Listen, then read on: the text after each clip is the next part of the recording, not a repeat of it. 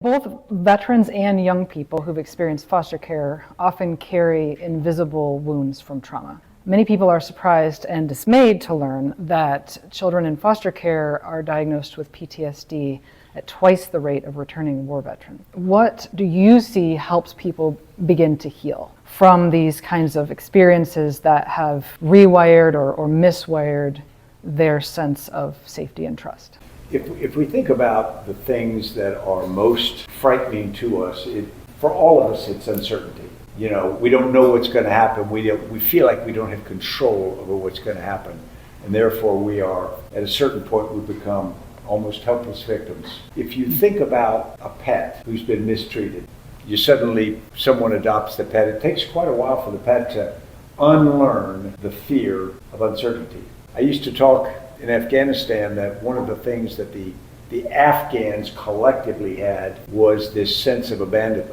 After the Soviets were defeated and left in 1989, the United States basically walked away, said our job here is done. And the Afghans were not organized enough. And then we came back after 2001, where they thought they'd been abandoned. And so they had this natural fear. We said, here, we're back after 20 years.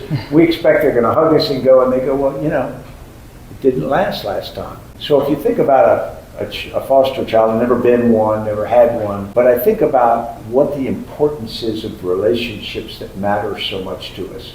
When a soldier's wounded, most of you know, they're wounded and they're evacuated, and as soon as they are evacuated, a process starts that is really kind of dangerous.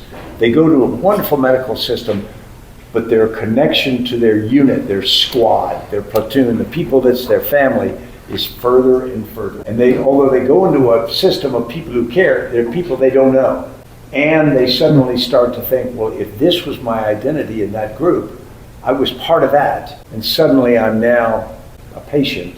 What's that part of?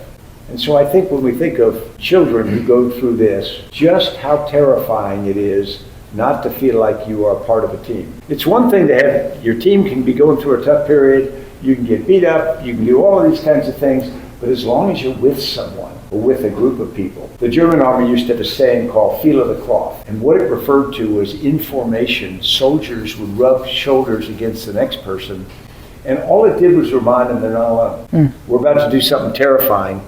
We're going to do it together, and so if it happens to me, it's likely to happen to everybody else. I think we underestimate just how important it is for people to have a sense of, I'm on a team, I'm in a family, I'm in a group, I belong to a tribe, that sort of thing. And that's where I think it's so understandable for kids